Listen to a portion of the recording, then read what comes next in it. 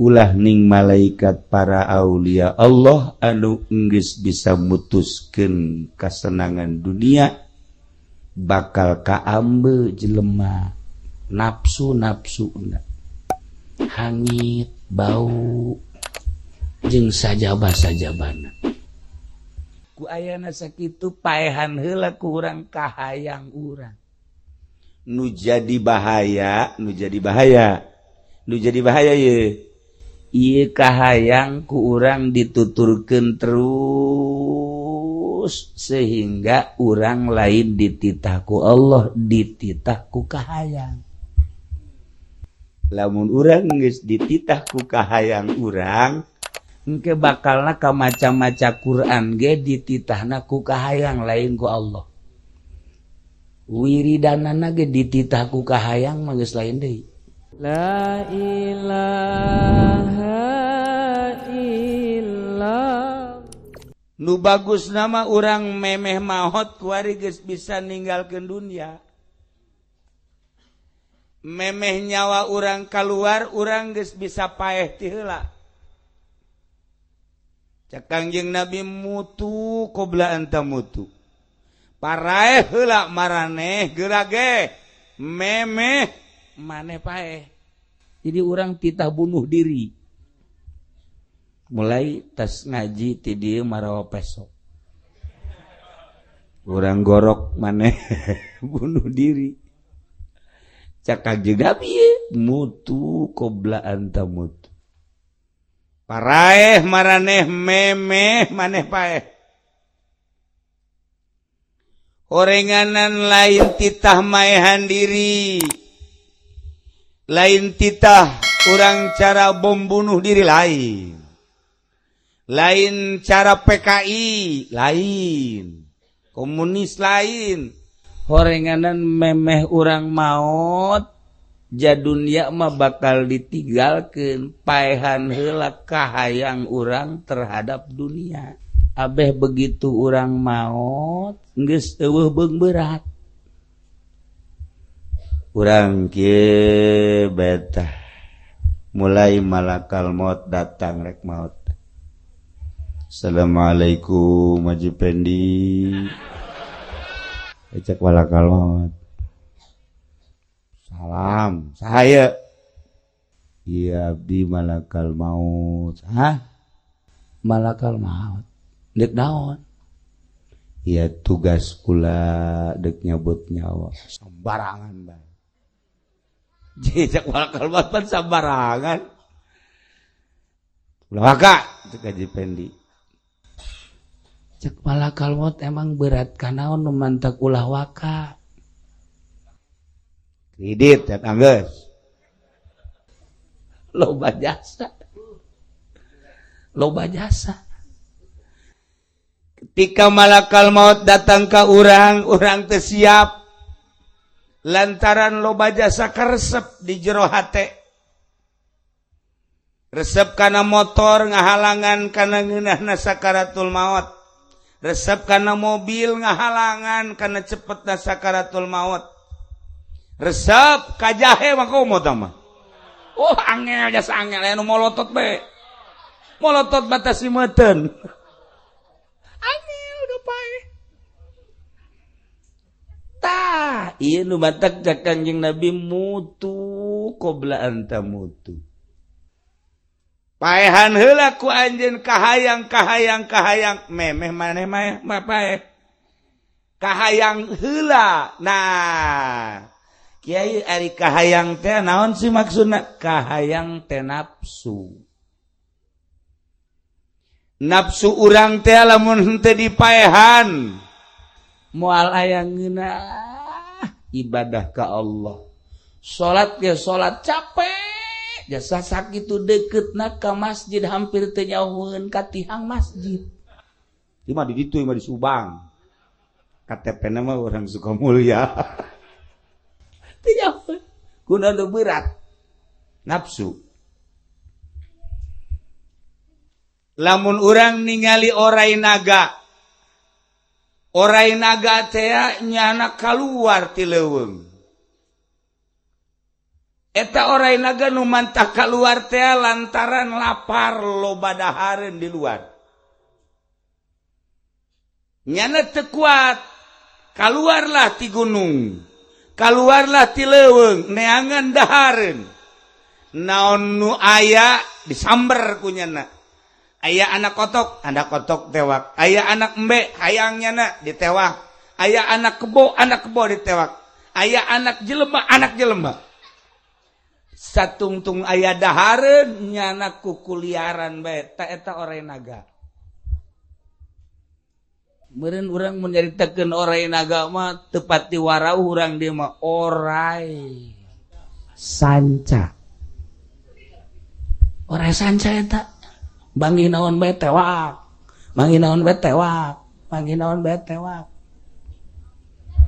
Tah. Nafsu urang ieu. Nafsu urang lamun nafsu urang lapar nyana keluar. Bentukna kos aji pendek gitu. Bentukna itu nafsu. Orai. Ngan ngabentuk kosnya orai geus sarua. Ieu orai saja. Ieu tuh orai belang. Nu belah ditu koros. Nu belah dieu mah tuh orai. Keluar. Ngan ku Gusti Allah dibentukeunana kos urang. Ieu teh sabenerna mah kadeuleuna ku ahli Allah mah orai. Matak tadi kula barang deuk asup ya embung sasalaman. Loba orai.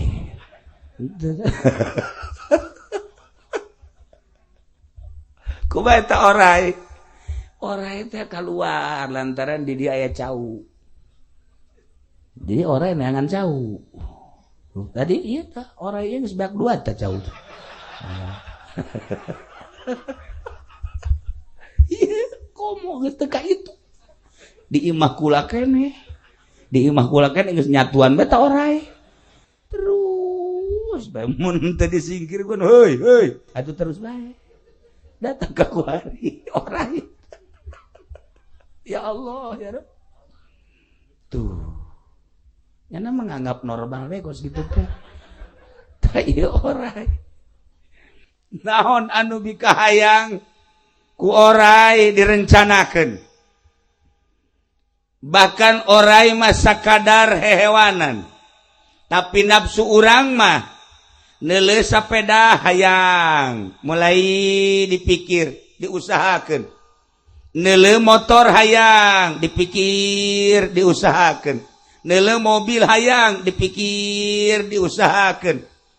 Bahkan neuleuh jabatan hayang pikir diusahakeun. Bahkan kamuliaan jeung keagungan pikir diusahakeun. Neuleuh urang Karawang gede susuna hayang deui. Ya Allah. Ieu surah suara. Tah. Orai mah orai sakadar dadahareun hewan, tapi kan bentuk kos kieu mah. Ieu mah leuwih ti orai.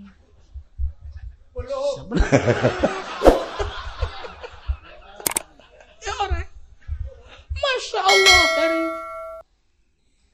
Cakangjeng Nabi nu bahaya teh ieu nafsu urang anu digambarkeun seperti orai di mana-mana ieu nafsu urang mikahayang kemudian urang mikir nafsu teh sanggeus mikir ngeusahakeun.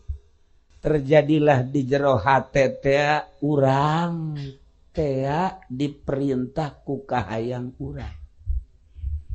Tertelaklah di hate urang gambaran nu dipake kahayang ku urang.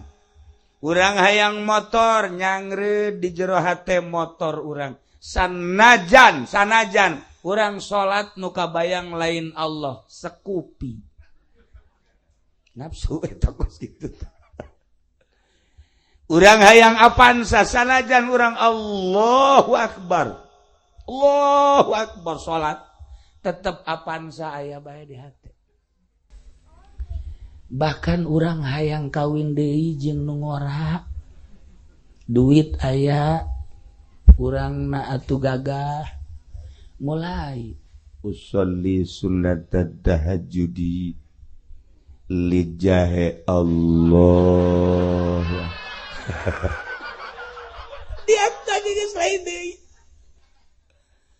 Wiridanana ge wiridan geus lain wiridan shalawat. Wiridanana ge nu kadange ku celikula bangsa orai kos ge ya goniyu ya goniyu ya goniyu agnini agnini agnini ya goniyu agnini ya goniyu agnini bihalalika an haramika ya goniyu ya goniyu ya goniyu ya goniyu ya goniyu. Eta angin wiridan teh angin wiridan kan ka dieu tah kadenge naku bangsa orai deui mah pajar sholawat pajar wiridan kadenge mah bagus-bagus amat eta wiridan ya sholawat naria sholawat munjiat doa-doa ti Kangjeng Nabi ternyata horegadan kaambeuna ku malaikat mah ketika aya bacaan-bacaan anu lain lillah eta teh hapeuh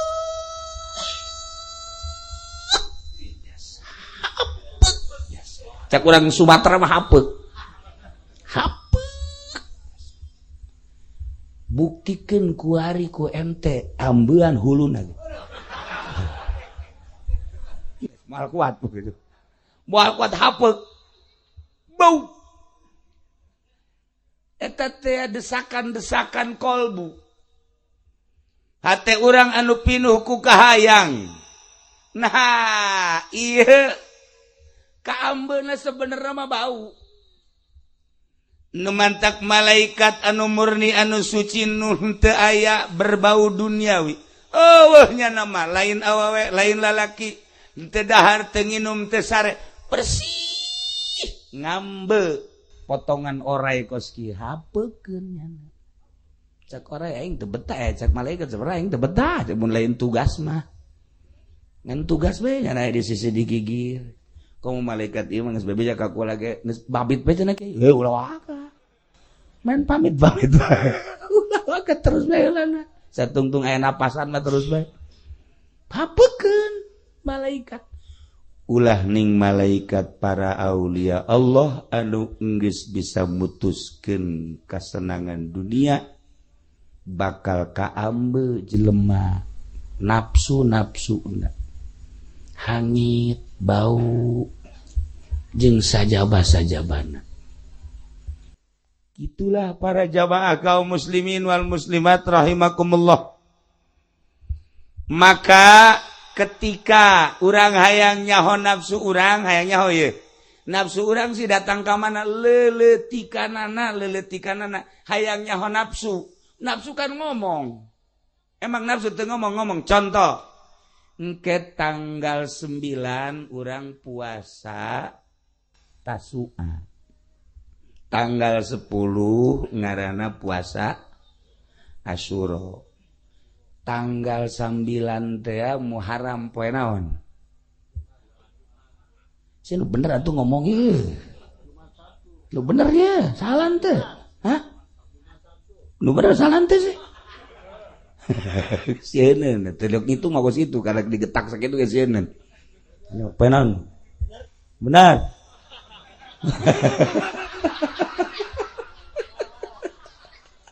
Boga anak buah ayo mah teu lempeng kabeh.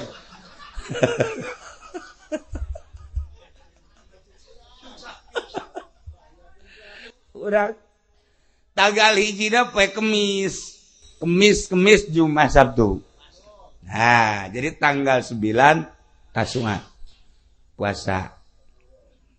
Tanggal 10 Asyura. Muharram.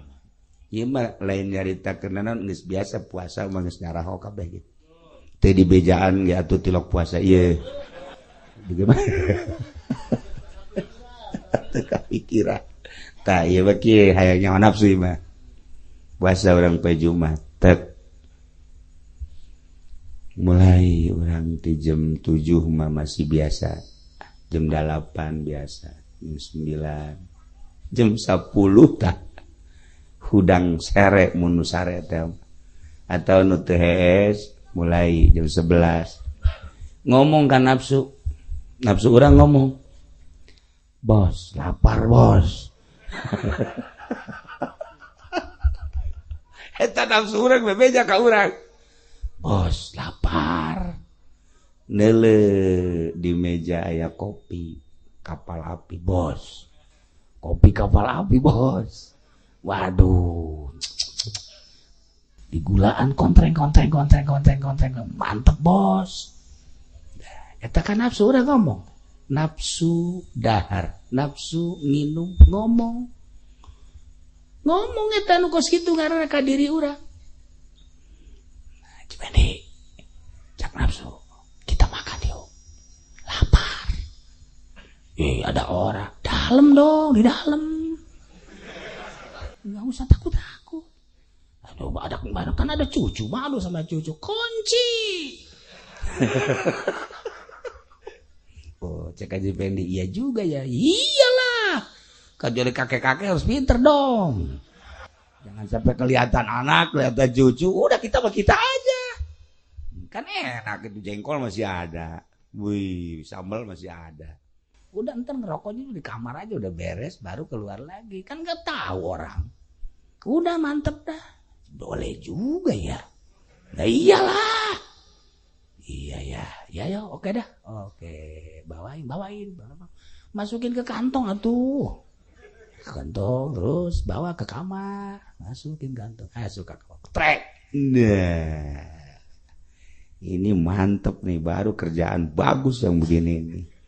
Iya, maka tah eleh takut nafsu tah. Haju dahar tah. Bisikan nafsu terhadap lapar, bisikan nafsu terhadap dahaga. Bisikan nafsu terhadap makanan-makanan. Ketika orang puasa bicaranya na, ieu keur ngabuktikeun nafsu. Ngomongnya na ka urang. Ku urang lamun henteu ditahan eta nafsu, urang terjadilah dahar. Urang eleh taku nafsu. Tapi lamun nyana bebeja ka urang, bos. Lapar. Tasua goblok. Sia kuai, awas ya kuai. Pejit sia. Jangan gitu dong bos. Tasua. Tar. Jam 6. Waduh gak kuat bos. Gak kuat gua kubur lu. Itu bahasa bagus. Sampai jam 12. Bos. Atuh nyiksa awak nanaonan. Puasa kan sakadar sunnah. Haju kan awak mah lamun haju lapar. Haju gering kan teu bisa sholat ka dituna, teu bisa maca Quran. Puasa malah sapira puasa. Tapi ka dituna urang gering ieu bahaya, ulah ngajadikeun ganjaran tina masalah anu leutik. Maning buka tapi seger kan urang ka dituna. Di bener oge nya ya gitu. Nasehat hebat eta. Nafsu nasehatna. Haji Pendi kan geus kolot. Daya tahan tubuh kan lain. Nungora onam, nungora mah nya mah tuh kuat tuh puasa sababaraha poe ge hizib segala ge. Ai Mang Haji mah cak nafsu teh geus kolot lah atuh jak geus puasa tasua, puasa Asyura geus baheula. Geus bae ayeuna mah mendingan ge puasa sederhana bae tapi kan kadituna gaga bisa dagang, bisa ai sehat bahkan bisa ibadah nu lain. Lah maning buka bae engke bae jam 1, jam 2. Eta ge jam 2 geus beungan ganjaran ieu kadituna. Nggak cukup sakitu ge bagi orang-orang tua mah. Cek Haji Pede bener oge nya sakira ya. Ya geus atulah jam 2 buka, eleh takun nafsu. Eleh takun nafsu. Tapi lamun ditahan cek Haji Pede goblok bener sia. Aing nu geus kolot teh tereh paeh. Manya aing eleh ku sia. Ye tolol merarasaan aing sukeun paeh asana ieu. Emang kunaon gitu? Ih, geus eungap geus aya, batuk geus aya. Neuleuh awewe nu ngora pajar nini pajar ngora. Ieu geus lain deui kan. Geus lain deui cuacana ieu. Tah eta lamun geus kitu pan geus tereh, irung geus teu kadeuleu irung. Kan urang lamun hirup normal mah teh irung kadeuleu. Kamari Haji Pede urang es irung ka mana sakeun ieu? Geus teu kadeuleu. Gambaran nafsu. ketika urang lapar, nafsu urang ngomong, "Hei, bos, lapar. Dahaga." Eta terus bae unggal poe teh sapoe eta teh per jamna, per menitna. Urang teh terus bae digandrungi ku dahar. Urang jam 12 hayang dahar inget, jam 1 hayang dahar inget beker salat hayang dahar. Sebab kahayang nafsu mah terus bae. Karak sapoe karak puasa sapoe nafsu can reda. Puasa 2 poe encan reda. Ke puasa ge 10 poe kakarak geus teu hayang dahar, teu inget ka dahar, teu hayang nginum, teu inget ka nginum. Nah ieu gambaran nafsu. Kuari urang hayang baju. Awewe ka Cikupa, woi rongres bagus amat ya rongres. Masya Allah, rendana mantep amat si renda ieu. Ya Allah, ya Rabb. Ieu mah aya ke Mekah-Mekahan ieu mah bagus. Asa-asa di Pasar Seng ieu bagus. Oh, Pasar Seng mari di Zamzam Tower. Oh, di Hilton.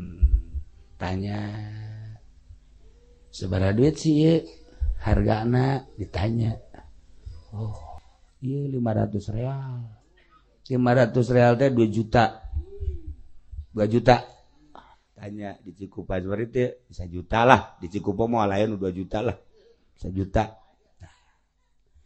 Langsung lantaran encan kabeli, nafsu encan cager.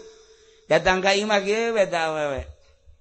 Hayang boga duit 1 juta kumaha nya ieu. Yang beli baju hideung bagus, rendana ge bagus. Salat zuhur heula. Usolli fardhu zuhri 4 rakaatin li baju hideung Allah. Baju hideung aya bae. Baju hideung datang ka asar baju hideung aya bae. Datang ka magrib baju hideung aya bae, datang ka peuting baju hideung aya bae. Nah, ieu nafsu teh kababawa bae. Ieu keur carita dahar, ieu keur carita pakaian, keur carita kendaraan. Nah ieulah nu ku Kangjeng Nabi dicaritakeun mutu qoblaan ta mutu. Paehan ta kahayang memeh urang paeh asli. Satungtung urang teu bisa maehan eta. Urang moal aya kangeunahan berhadapan jeung Allah kahalanganlah ku eta. Para jamaah kaum muslimin wal muslimat rahimakumullah, sedangkeun paeh jelas. Bapak urang geus maot, bapak kolot urang geus maot, uyut geus maot, mang urang, uwa urang geus maot, adi urang geus maot, bahkan anak incu aya nu geus maot. Urang ge pasti jasa moal kembang boade paeh. Ku ayana sakitu paehan heula ku urang kahayang urang. Nu jadi bahaya ye. Ieu kahayang ku urang dituturkeun terus sehingga urang lain dititah ku Allah, dititah ku kahayang. Lamun urang geus dititah ku kahayang urang, engke bakalna ka maca-maca Quran ge dititahna ku kahayang lain ku Allah. Wiridanana ge dititah ku kahayang mah geus lain deui. Urang boga kawauh urang cisoka geus. Biasa gelis-gelis teh cisoka lah. Tapi kan bogo. Urang bogo ieu. Bogo. Ditanya ku urang nyiduhanna. Kumaha Haji Pendi ditanya, "Neng ka mana neng?" Cing. Beungeut kos kitu tuh nyatanya bae. Awas sakadi Pendi ai isuk wae sia, tanya deui wae.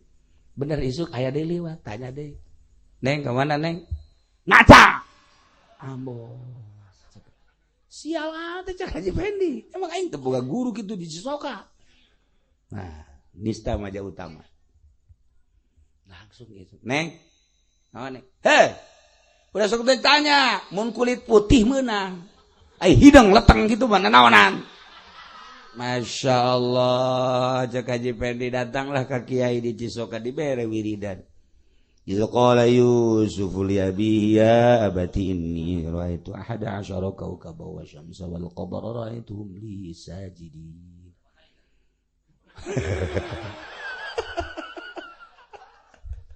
Ulah sok aya sabaraha kali. Contoh doang ieu mah geus mah praktek deui. Ieu mah cerita. Eta kan Al-Qur'an. Dibaca wahyu kita Al-Qur'an. Tapi kulantaran desakan kahayang geus lain diparentah ku Allah eta maca Qur'an na kos kitu teh desakan kahayang berarti nafsu lain diparentah ku Allah bakal ka neraka sanajan maca Qur'an maca sholawat supaya karung laku Allahumma sholli sholatan kamilatan wa sallim salaman taman karung laku Allahumma sholli sholatan kamilatan wa sallim eta kadengin nama sholawat. Padahal mah lain atas perintah Kangjeng Nabi, lain atas perintah Allah, atas perintah kahayang, yakni nafsu. Tah eta teh maca sholawatna doraka. Nemantak kukula diajak bae di ulah supaya ka neraka sebenarnya mah. Endetna ka neraka bae. Ngolosot bae ngolosot dasar orek koros benernya.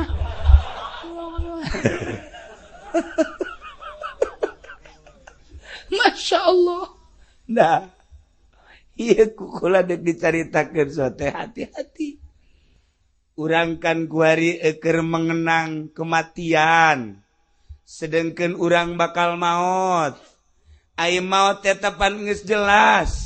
Bakalna pasti lain bakal lalagaan.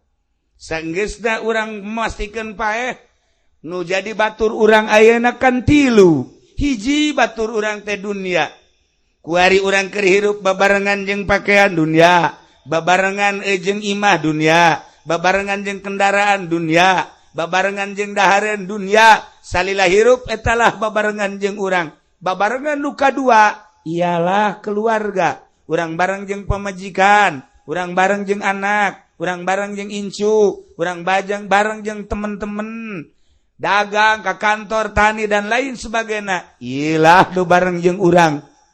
Nu katilu nu ngabarengan ka urang adalah amal perbuatan urang. Ketika urang paeh tiluanana nganterkeun dunya kasamak-samakna balik babaturan urang, keluarga urang, hatta pemajikan jeung anak balik urang koloso diasupkeun ka jero kubur nu milu hiji amal urang ka jero. Masya Allah. Ini perlu direnungkan ku urang. Mulai dibuka tali-talina dikumpulkeun. Ya Allah. Buka cenah pipina tempelkeun kana taneuh, dibuka. Anu kuari jadi kebanggaan. Jadi parabot ria. Komo awewe mah dipoles heula. Mending yang salaki mah jang tukang ojek. Dipoles. Ya Allah, ya Rabb. Dipoles, dimimiti putih, datang ka semua hideung, datang ka hideung, datang ka beureum deui. Kos Muhammad Ali ditinju. Ieu pipi jadi kebanggaan. Tah, aju dibuka, tempelkeun ka taneuh. Masya Allah kari. Ieu kudu direnung-renung ku urang. Ida cenah ieu tongtotkeun. Geus beres. Gelungna gelung. Gelung. Bacaan inna anzalna. Gelungna bacaan inna anzalna. Anu kamari awak urang lantaran urang mah pejabat teu meunang salah. Kasur ge kudu spring bed bae. Teu meunang salah selimut kudu nu anu kamari ieu lantaran urang bos kasurna AC-na ge kudu meta anu luar biasa lantaran kamari ieu urang hirup teh dimumule ku batur embung urang hirup ngagoletak sare teh tetep kudu make ampar anu bagus permadani dan lain sebagainya kuari mah eueuh saha eta gubernur teu kudu make ampar eta bupati sarua bae eta camat komo eta cenah Haji Pendi mah keur ngorana gen teh ieu Geus paningan ge gebrus-gebrus. Amparan naon. Ya Allah ya Rabb. Nu kamari urang kudu make ampar, kuari mah ampar. Nu kamari anggelna ge Masya Allah, kuari hanya sebuah gelung. Ieu nu kudu dipikiran ku urang. Haju mulai tah ditatabanan terkadengekan ku urang lantaran roh urang aya di dinya. Kotrak ngajerit kan urang. Ngajerit. Beres geus cenah geus. Ieu kurang saeutik ieu kurang ieu. Golok na mana golok kadenge ku urang. Golok ieu saeutik ieu teh jang taneuh tah. Tak. Beres. Samak. Urang ditinggalkeun di jero. Nu panggeulana nu kolot ti Bang ya. Nu bakal ditinggalkeun nya sae. Kolot mah tereh. Moal kebal deui. Doakeun ieu nu kolot di subatareh amin. Nu kolot subatareh amin. Tah. Ayo korlak bah ditincakan. Salakina maot anak nincakan. Pamajikanna cerikeun sakada di luhur pamajikanna maot salaki nincakan. Bosna paeh anak buahna nincakan. Anu teu kawawa guru anu dianggap mulia, guru nu dianggap agung ketika maot muridna nu nincakan. Masya Allah kari. Bayangkeun ku hate urang, ku pikiran urang. Ditincakan teu saha. Selesai balik. Urang ditalkinan. La ilaha illallah wahdahu la syarika lah. Lahul mulku wa lahul hamdu wa yumitu wa huwa hayyun daimun la yamutu biyadihil khair wa huwa ala kulli syai'in qadir. Kullu nafsin dha'iqatul maut wa innama tuwaffawna ujurakum yawmal qiyamah faman zuhziha 'anil nar wa udkhilal jannata faqad faz wa mal hayatud dunya illa mata'ul ghurur. Cek Imam Subki benta urang di jero kubur. Benta tah asal geus datang ka dinya talkin benta. Ya Haji Fendi bin Alif. Langsung. Oke, nganeng. Uzkuril ahda alladhi kharajta alaihi min dari dunya ila daril akhirah. Langsung nyekel dia teh. Oh, bae. Wa hiya syahadatu an la ilaha illallah wa anna Muhammadar Rasulullah sallallahu alaihi wasallam. Annal mauta haqqun wa annal qabra haqqun wa anna su'ala munkari wa nakiri haq. Nyekel tadi ya Allah baik sampai selesai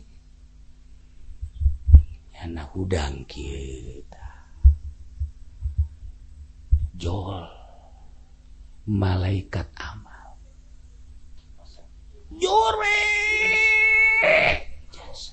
jore jasa Hidung matana molotot ceuli ngaluarkeun amunisi ieu gitu kan ya Allah bau kan otomatis Haji Fendi nanya aya saha sia saha heula ieu aing batur sia batur iraja aing mah teu boga babaturan kos gija aing mah babaturan aing mah tarus di jakasep sakieu mah anas da sakitu mah atuh dibandingkeun jeung nu di Cisoka mah teu ieu je bararagus kabeh ge ieu mana ai eta wiridan iz qala yusufu li abihi teh jadi aing oh ai eta maca sholawat teh harita anu henteu ikhlas lillahi taala teh jadi aing ya Allah ai eta puasa-muasaan karung terjadi aing kadeulina bapan sia ibadah padahal mah eta hayang ngabentuk dunia tah jadi aing ku ari hayu sia tahajud pan tengah peuting hayang warung maju jadi aing anu paling parah waktu sia ngabonceng si Mbak anu susuna dituker jeung baso teh tah aing jadi gos kieu Ye, jak aja beda tuh kadi itu. Malih aing mah ti mimiti ayeuna dek milu bae jeung sia kadi itu terus. Aing mah ti mimiti ayeuna terus dek milu. Datang ka akhirat terus aing mah dek milu kas gedeung deui bakal aya malaikat munkar nakir disiksa sia tanggung jawab aing. Coba engke aing dek milu terus datang ka mahsyar, datang ditimbang amal, nyebrang di jembatan Siratal Mustaqim, aing milu terus. Ih, cak aja pede atuh aing isin. Hendek isin henteu pokona milu aing mah. Ieu lain nu kudu direnungkeun ku urang, nu kudu dibayangkeun ku urang supaya salat urang bener-bener lillah, supaya puasa urang bener-bener lillah, supaya usaha urang bener-bener lillah, supaya ngaji urang bener-bener lillah. Lantaran lamun lain lillahi ta'ala teu jadi amal. Wa ma umiru illa liya'budullaha mukhlishina lahud din mukhlisina. Nah ieu dalam rangka merenungkeun kematian sesuai jeung nu ku urang kuari keur didoakeun. Urang ge kapan bakal urang kuari salat lempengkeun salat urang ka Allah. Urang isuk puasa insyaallah lempengkeun puasa urang ka Allah. Urang maca Quran lempengkeun maca Quran urang ka Allah. Urang ngaji lempengkeun ngaji urang ka Allah. Urang sodako lempengkeun sodako urang ka Allah. Abeh bener-bener jadi amal urang. Ketika amal urang mukhlishina lahuddin, salat urang ikhlas, puasa urang ikhlas, baca Quran urang ikhlas, sedekah urang ikhlas, kabeh ikhlas, bakal ngabentuk amal urang kasep luar biasa. Eueuh lah di dieu malah nu kasep. Ieu mah potongan monyet kabeh. Heueuh nu kasep. Jangan kasep kasep mah di mana? Nu kasep beungeut mah ambalaya, nu kasep hate hese. Urang neangan nu kasep atuh babari cikupa diteureub tapi kasep hate. Kos urang neangan awe nu geulis atuh babari jasa. Beuh dicitra ambalaya nu antingna sabelah beda sabelah detik. Nu bukna beureum sabelah hejo sabelah atuh aya. Ja urang dieu panu sok kadinya nah ge. Atuh malaya atuh neangan nu geulis mah deuk nu hideung nu putih wah balaya. Tapi nu hese ge anu geulis hatena. Urang boga pamajikan geulis rupana tapi hatena teu geulis capek. Tapi urang boga pamajikan jore beungeutna hatena geulis masyaallah indah. Urang boga pamajikan jore teu sabaraha tapi jore ge kadeuleuk ku batur urang makan geulis pasti. Ih lain warah. Atuh sia teh mah kitu bae cenah mah. Asal urang daek berarti bogo geulis cek urang. Relatif kan gelis. Cek babaturan orang teh. Ete pamajikan ete. Pan kitu amat. Kitu ge rupana hatena gelis. Coba buktikan. Hayu. Begitu nyana ka masjid ti isuk datang ka magrib, pamajikan teu nanya-nanya. Sugan ka haji di mana? Ka haji teu sadaek nanyana. Sebab bersih hatena. Sebab lamun nyana usil atuh bisa ditinggalkeun kan. Garada ge jore. Tah ieu geura malama ka tetangga maot teu tahlil ka ditu tahlil. Aya pengajian ka ditu ka. Kakak hayu geus pokona mah ka mah geus ka ditu bae kula mah geus pokona imah bae geus insyaallah ngadoakeun geus. Geus bola hayang aya naon hase bersih mah. Nah, urang ninggalkeunana deuk saminggu ka mana geus eueuh pikiranna naon deh. Eueuh pikiranna naon? Eueuh melang mah naon deh. Tanya, emang ente teu melang ka pamajikan? Henteu. Geus sabaraha poe geus saminggu. Emang teu mer? Deus anu daekeun kan kos kitu. Urang da tenang pamajikan bebas. Geunang eta geulis hate. Coba urang boga pamajikan geulis. Urang ninggalkeun ka karek sapedeng aya saha di imahnya. Waduh, asana itu codot dia. Bahaya. Oh, kok mau aju di SMS dengan jawab. Waduh, mas puyeng. Salat ge inget ke pemajikan bae. Boga pemajikan jore mah tilok inget ke pemajikan. Allahu Akbar. Geus, mantap kula bae inget ke pemajikan teh aya nu kieu ye. Aya jelema foto pemajikanna dibawa bae. Masyaallah, tah hebat teh satang. asal diuk gernung buka kunyana ketutupan deh kadang-kadang ku babaturan aku gerakan foto saya gitu mimiti mah kayaknya lempang manggi huru hara gede buka foto pemajikan anak boki tutupkan deh babaturan akan budak neuleuh foto saha sih aneh ke lempang deui ka mana aya nu nyarekan nyana teh anu nyarekan malah muka foto pemajikan dibuka tanya ku babaturan foto saha pemajikan hebat amat beureun geulis jasa ya tenang bae sih asana aing mah neuleuh sia di kantor asal keur naon-naon neuleuh pemajikan di lempang keur lempang mun keur rareueun neuleuh foto pemajikan kamari anu nyarekan neuleuh pemajikan masih mah geulis jasa meureun tah ieu buktina jakos kieu bae aing mah nu mantak ieu foto pemajikan teh dideuleuh deui aing asal neuleuh foto pemajikan be ringan beban aing kan bisa ringan lantaran walakna tanding jadi aing mah neuleuh mahon bae problem-problem asal dibandingkeun jeung pamajikan leutik cak janatan matak aing kamari dicarekan ke ku jelema bandingkeun jeung panyarekan pamajikan aing wah nanaonna tenang aing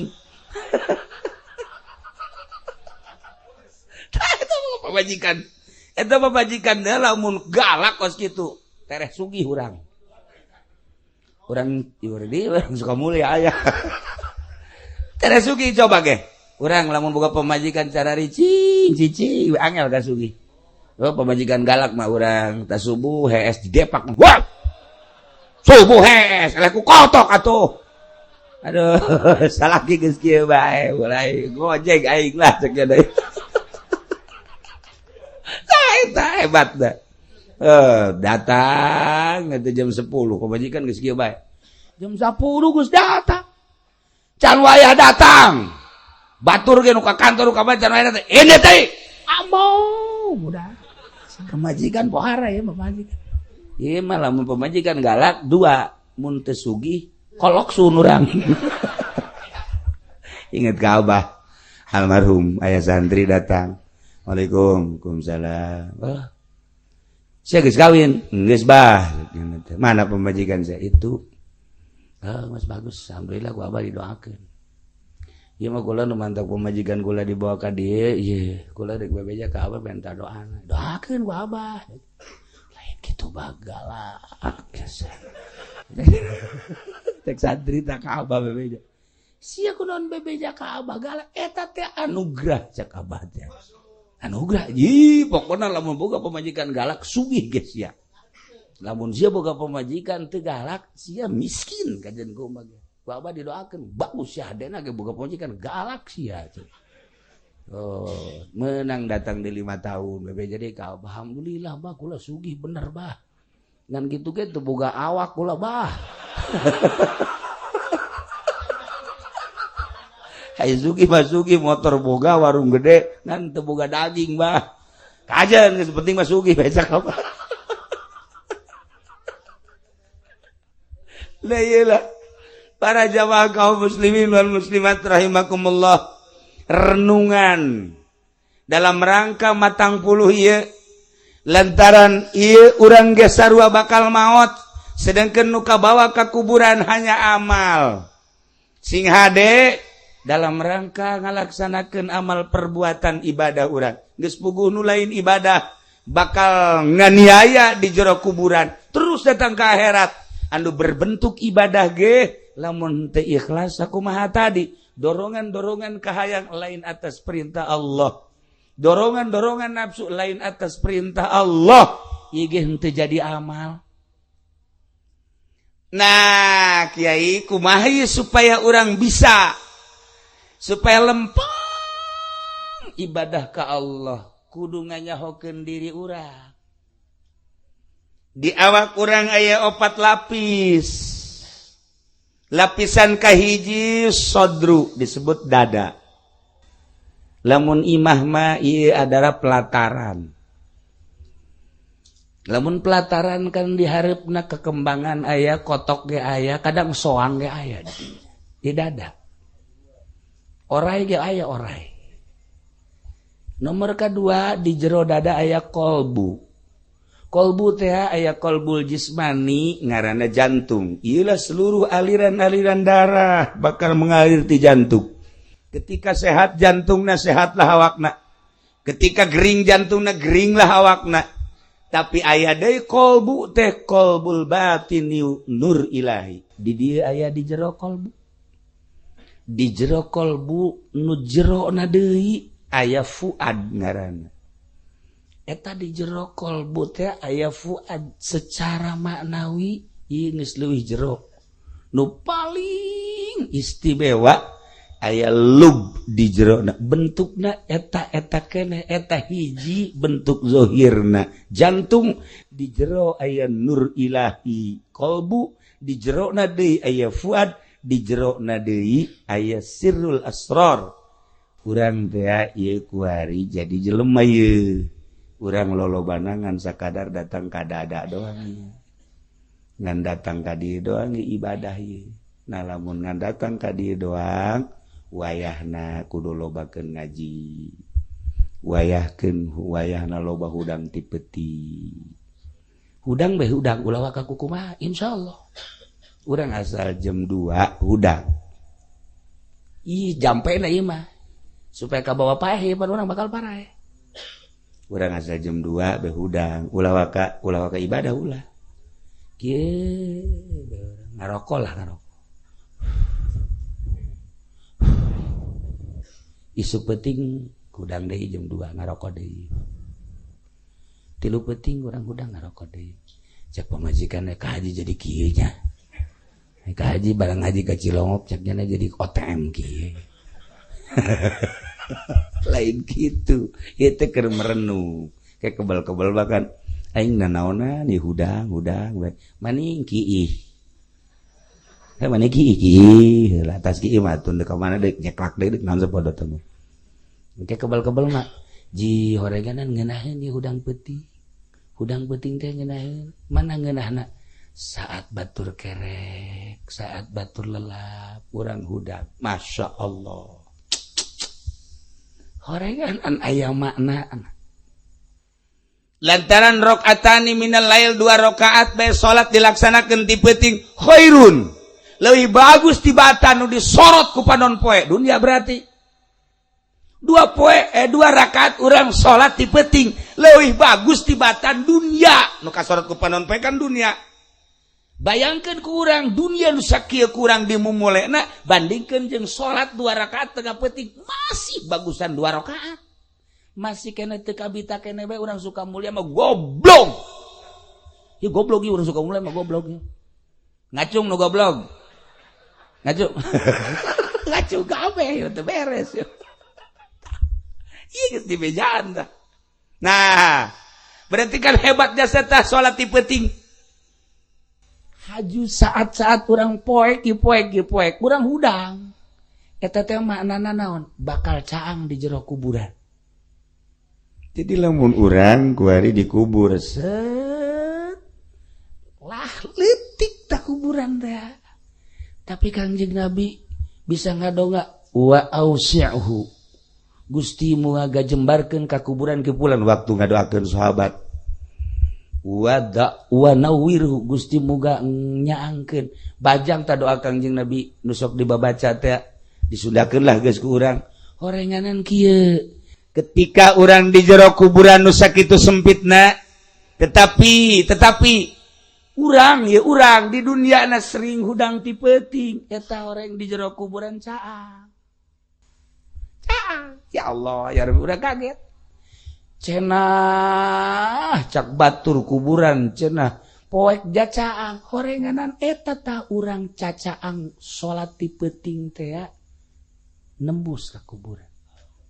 Alhamdulillah kosok bae buka ka isin teh budak. Alhamdulillah. Parah ya budak parah ya. Nah. Cedakan di kuburan teh panas, lantaran sempit, tapi ternyata tis di kuburan. Horenganan eta jariah ngajembarkeun hate fakir miskin. Ketika yatim piatu sakedeung deui ye, ketika yatim piatu dedeleannyana batur mah baragus pakaianana jaboga bapa aing mah henteu. Ketika batur dahar daging ngadahar lalaun sakitu lobana pantes janyana mah boga indung bapa aing mah henteu. Ketika batur mah seserian jeung indung jeung bapa jeung kakak jeung sajabana ya aing mah henteu boga. Hirup nu ngelan sorangan. Lihat ragap teu aya, hayang dahar ngeuna hese, hayang pake bagus hese, kan komo kendaraan mah. Geus hiji ngagantung. Ilah yatim piatu ngaranna. Ketika ku urang dibere duit ceng, ye tahnya neuleunyana saha ieu masyaallah. Imam Haji Pendi. Mohon barang dideuleu 1000. Taku galedeg. Sugan teh deuk bunga 1000 atuh kira-kira. Disoekeun muga ku yatim teh, tah Jang Haji. Masya Allah. Tapi begitu ceng. Beres 1 juta. Nyana neuleuh ka dieu ieu saha. Kula kene di mana? Ulah yang nyaho ieu si Mama Haji urang dieu. Masya Allah Mama Haji. Mudah-mudahan dibere jembar Mang Haji, mudah-mudahan dibere sugih, mudah-mudahan dibere bisa kawin deh, mudah-mudahan kadai ku pamajikan tah kitu mah lulu. Nah ieu kajembaran hate yatim, kajembaran hate fakir miskin anu teu tadina sempit jadi jembar, rasakeun ke di jero kubur. Rasakeun ke jero kubur, mun teu percaya paeh ge teu lagi. Ya Allah ya Rabbi, da ieu kula mah deuk gambar-gambarkeun nu bakal kajadian di jero kubur, urang bakal maot sakedeung deui urang lebaran yatim. Ngan ulah dipamer-pamerkeun, dulur, yo ti kula, dulur ya ulah. Geus bae aya yatim kade sia kade. Buka teteh henteu sia. Aya cek ya teteh sia geus gede, umur 17. Jakeun ka Mang Hajinya. Ya jang sia. Neraka deui bae eta. Nyogok teh ngaranna. Bere yatim keur mejeuna hate ana mangkerut dibere ku urang jembar jadi kajembaran di jero kubur. Cak batur sempit lega. Miskin aduh geus kieu bae nya. Kunaon Mang? Anak gering pamajikan gering mah bocor. Dahar teu boga beas. Nah, ku karera ye. Lagi itu mah. Aing geus cenah warare jasa dagang teu maju-maju barang presiden ieu jadi kos kieu cek nya. Atuh kudu nyalakeun presiden. Atuh biasa bae sih Mang. Ye, geus ulah loba omong mah. Jadi aral gitu Mang. Ye, tak 5 juta. Ah. 5 juta ngageter cenah kos lilingeun. Ieu saya, Haji Pendi ya. Masya Allah, Haji Pendi 5 juta mere. Aduh ya Allah. Cak Haji Pendi moal kabeh tah 100 bae.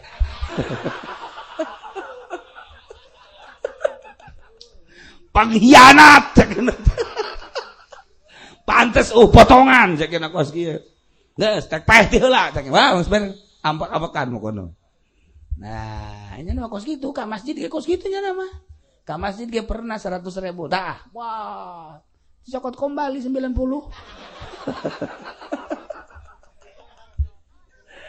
Biadab jasa sempit pasti kuburannya sempit atuh ja DKM ge jadi sempit pikiranna anu bagus mah tah je mah haji 100 tah 500 gen jembar lega kuburan begitu diberes 100.000 tah ka DKM kembalian sempit deui kan sempit dijamin sempit lah kuburan ieu gambaran-gambaran kade ya ketika poek di jero kubur ternyata ku hudang peuting jadi caang. Yakinkeun.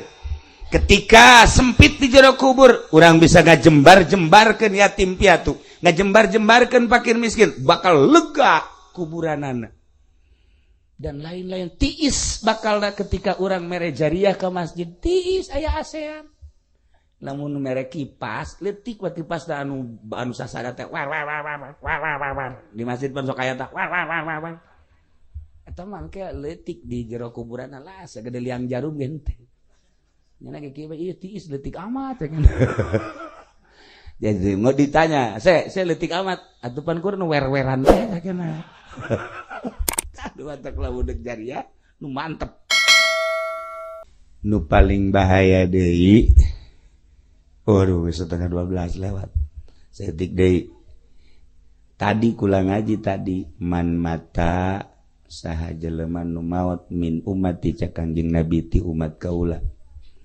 Umat kaula maot wa amila amala qaumil Lut nyana boga pagawean kos kaum Kangjeng Nabi Lut, homoseksual. Lalaki bogoh ka lalaki, awewe bogoh ka awewe, lesbi. Naqalahu kubrahu Allah mindahkeun kuburanana ilaihim ka kaum Kangjeng Nabi Lut. Jelema nu homosek di Sukamulya nyana terus ngalaksanakeun homona, lesbi nyana ngalaksanakeun, paeh nyana teu tobat. Sanajan dikubur di Sukamulya, gali gerage. Setelah beres baralik gali deui moal aya di kuburan eta pasti dibawa ka ditu ke Sodom Yordania dihijikeun jeung kaum-kaum Kangjeng Nabi Lut.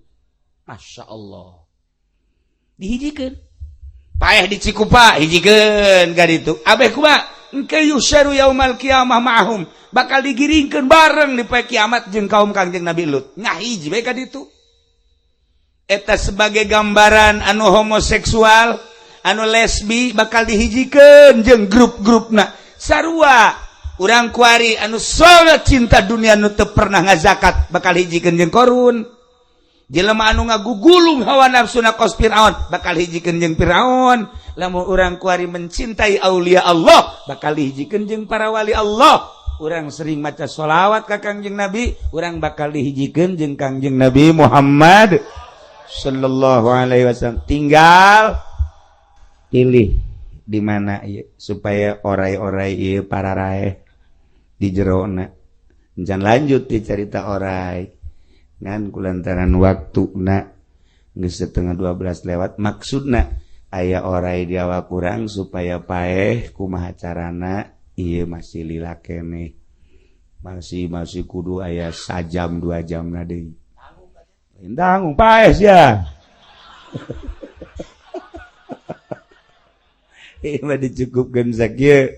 Ieu bajang sakadar itibar bahwa kebenaran malam ieu malam 40 na ieu urang doakeun mudah-mudahan almarhumah Haja Iyat dihampura sakabeh dosana, dilegakeun di kuburanana, dijembarkeun di kuburanana, dicaangkeun di kuburanana. Dibere kanikmatan kubur ku Gusti Allah Subhanahu wa taala nu ditinggalkeun dibere tawakal jeung salalabar urang kabehan mudah-mudahan husnul khotimah bi barakati ummil Quran al-Fatihah.